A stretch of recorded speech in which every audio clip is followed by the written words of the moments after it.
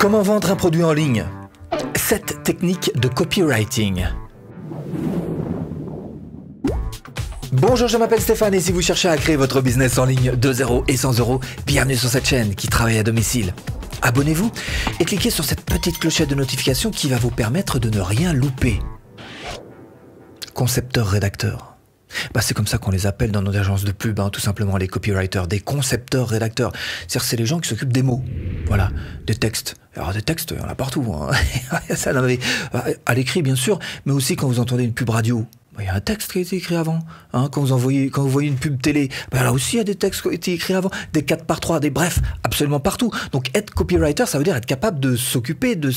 Alors une vidéo YouTube, il y a un script, des podcasts, ça s'écrit aussi les podcasts. Et puis bien sûr des pages de vente, des pages de capture, etc. pour nous sur Internet. Mais vous êtes aussi obligé, en tant que webmarketeur, de connaître aussi l'autre poste, qui est plus le poste, alors on va dire, de directeur artistique, c'est-à-dire l'infographiste, le graphiste qui est capable de s'occuper des images. Alors c'est pas cette partie-là dont on va parler dans cette vidéo, on va s'occuper uniquement des mots. Voilà, c'est ça, des mots.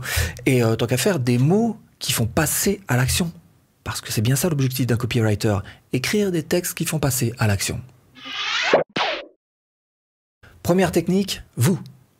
Vous. Il va falloir travailler sur vous dans un premier temps.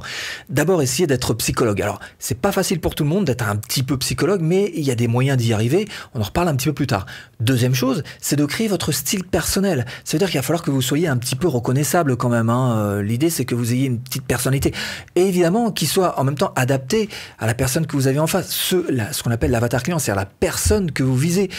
Il est possible que vous vous adressiez à des costards cravates et vous n'aurez pas le même dialogue, effectivement, que si vous vous adressez à des enfants. D'accord là-dessus. Alors, autre chose, la manière de vous adresser aux gens est très importante. Votre objectif, c'est d'être hyper accessible, d'avoir un dialogue, que ce soit écrit, encore une fois, visuel ou audio, qui soit de proximité, proche des gens. Et puis troisième chose, si ce n'est avoir de l'humour, au moins avoir un petit quelque chose, un petit peu de charme, un petit charisme, quelque chose qui va faire que, encore une fois, ça va vous différencier. Mais attention, il y a 2 pièges à éviter, là encore, que ce soit dans votre présentation, dans les mots ou à l'audio si vous faites du podcast, il y a 2 pièges à éviter. Le premier, c'est de surjouer.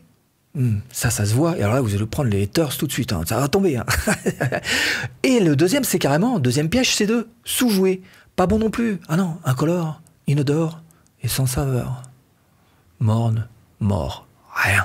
Et c'est pas ça qu'il faut faire. Faut que vous trouviez votre juste milieu, et à partir de là, c'est un ensemble encore une fois. Visuel, audio, écrit, le copywriting écrit devra découler de qui vous êtes vraiment.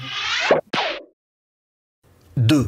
Maintenant que vous êtes au clair avec vous-même, vous allez pouvoir vous tourner vers les autres et faire des recherches. C'est important, Faites des recherches pour essayer de trouver quels sont les mots qu'utilisent vos clients potentiels pour définir leurs problèmes et éventuellement ce qu'ils pensent être des solutions. Bref, cherchez des mots, cherchez leurs mots sur les groupes Facebook, sur les forums, sous les vidéos YouTube, il y a plein de commentaires. Ces mots-là, vous allez devoir vous les approprier pour pouvoir communiquer avec eux habilement, que vous soyez compris, parce que ce sont leurs mots et il va falloir que vous appreniez donc à les utiliser au mieux de manière à pouvoir les faire passer à l'action, parce que oui, c'est ça qui va vous permettre de convertir. Troisième technique, jouez avec l'imagination de votre prospect. Projetez-les dans un film, un véritable film dans lequel bien sûr ils sont le héros et bien sûr dans lequel votre produit réussira à solutionner tous leurs problèmes, amener la bonne solution. Alors ça peut être n'importe quoi, ça va carrément même changer leur vie dans ce film que vous allez créer. Amour, argent, travail, santé, comme vous voulez, c'est vous qui voyez. En tous les cas, c'est bel et bien ce film qui va réussir à convertir ses prospects en clients, bref, qui vont faire passer, alors pour ce que vous voulez finalement, mais qui vont faire passer la personne qui le regarde à l'action. 4. Évitez les fonctionnalités. J'en ai déjà parlé dans d'autres vidéos, mais je continue, je persiste parce que j'en vois toujours. Ça veut dire qu'à la place des fonctionnalités, il faut absolument que vous mettiez des bénéfices, que vous mettiez des avantages. Vous allez vous servir de l'imaginaire de la personne qui est en face de vous pour la projeter dans des solutions. Alors si vous avez vraiment une fonctionnalité sur laquelle vous voulez insister, vous pouvez le faire, mais derrière, tout de suite vous balancez les bénéfices et les avantages pour la personne qui se trouve en face de vous. Par exemple, pour cette formation qui sert à promouvoir sa page Facebook gratuitement, regardez bien, je propose de trouver des prospects sans dépenser 1 €. Je ne suis pas en train de vous dire dans le titre qu'on va se servir du robot mini-chat, des messages et des séquences avec des grosses tools et des... Oh, Alors j'en parle un peu plus tard sur la page de vente pour ceux qui veulent vraiment fouiller, mais l'approche de départ est quelque chose d'extrêmement simple. C'est un bénéfice. Vous allez pouvoir promouvoir votre page Facebook sans dépenser 1 euro. 5e technique, donner du choix.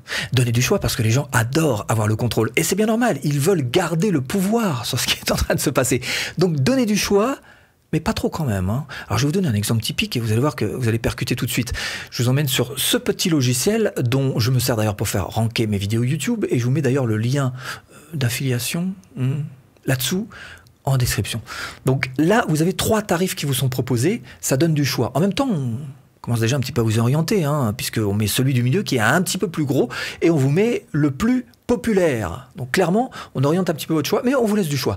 Donc c'est ça que vous arrivez à faire, c'est donner du choix, mais pas trop. Après, il y a plein d'autres techniques qui existent, évidemment.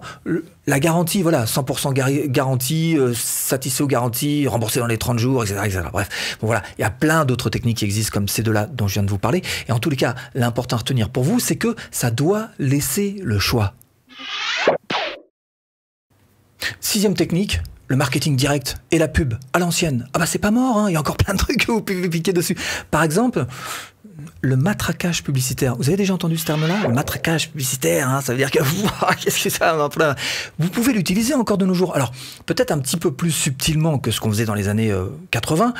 C'est-à-dire que, oui, répétez votre message, mais encore une fois, sinon vous allez partir en spam et ça va pas être bon.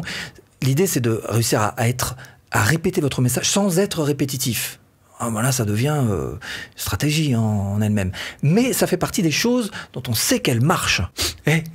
1984, hein. Ah bah collector, hein, c'est plus tout jeune. Mais encore une fois, tout n'est pas acheté. Et je vais pas vous faire le résumé dans cette vidéo de tout ce qu'il peut y avoir là-dedans. Quand même, ça fait un peu beaucoup. Par contre, je vais vous proposer 2 petites astuces pour votre copywriting. La toute première, c'est que vous pouvez vous servir des rimes. Chez Casto, il y a tout ce qu'il faut, outils et matériaux. Hein, ah bah ça reste là quand même. Hein. Puis si t'en as marre, il y a Malabar. Hein. Alors, les jeux de mots, les rimes. Alors, jeux de mots, PMU. On parie que vous allez gagner, hein, voilà. Qu'est-ce que j'ai encore en jeu de mots? Quand c'est trop picot.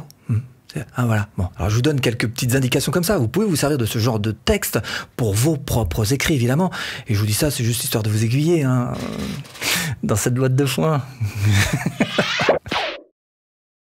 7e technique, mesurer tout le temps, partout, des chiffres, des analytics, des graphiques, des tableurs, comme vous voulez, mesurer, A/B test, speed test, mesurer. C'est la seule chose qui va faire que oui ou non, vous saurez si votre copywriting est efficace ou pas. Et évidemment, seuls les chiffres comptent, seuls les chiffres sont objectifs. Et pour être pertinent, ce que je vous propose, c'est tout simplement de booster vos ventes en cliquant là. Formation offerte pour vendre facilement de A à Z. Et j'espère vous avoir un petit peu aiguillé dans cette botte de foin. Je vous dis à bientôt en vidéo.